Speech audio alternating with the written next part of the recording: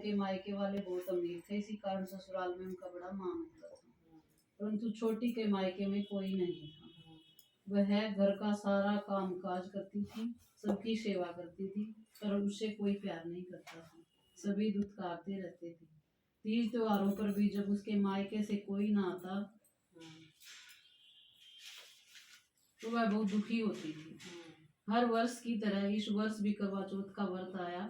अन्य बहुओं को मायके से उनके भाई करवा लेके आए, पर छोटी के मायके से यदि कोई होता तो करवा लाता।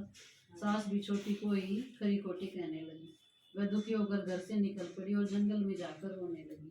एक नाग बहुत देर से उसका रोना सुन रहा था। अंत में वह अपने बिल से निकल आया तथा छोटी से पूछने लगा, बेटी क्या बात है, तुम रो क्यों रही हो? छोटी बोली, आज करवा चौथ है, मेरा कोई भाई नहीं है।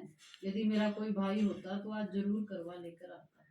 नाग को छोटी पर दया आ गई और नाग ने कहा, बेटी तुम घर जाओ, मैं अभी करवा लेकर आता हूँ।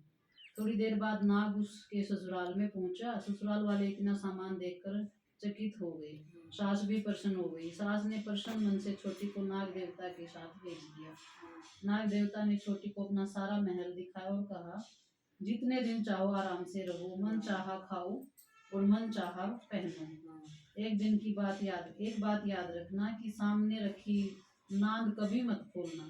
छोटी सारा महल आराम से वहां पर काटती रही, पर नांद के बारे में उसकी उत्सुकता बढ़ती गई। एक दिन जब घर में कोई न था, उसने नांद उठाकर देखा तो हजारों छोटे छोटे सांप के बच्चे इधर उधर रेंगने लगे। उसने जल्दी से नांद ढक दी। जल्दी में एक सांप की पूंछ नांद के नीचे आकर कट गई।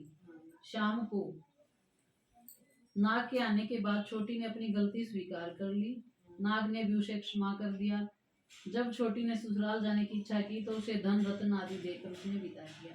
छोटी की ससुराल में अब उसकी बड़ी इज्जत होने लगी। उधर जिस सांप की पूंछ कटी थी उसे सब बंडा कहकर तंग करते थे। एक दिन उसने उसकी माँ से पूछा कि मेरी पूंछ कैसे कटी? माँ ने कहा कि छोटी के नांद उठाने और जल्दी से रखने से तुम्हारी पूंछ कटी है। तो बोला कि मैं छोटी से बदला लूंगा। माँ के बहुत समझाने पर भी वह एक दिन चुपचाप छोटी के घर में जा छुपा और मौका पाकर उसे काटने की सोचने लगा।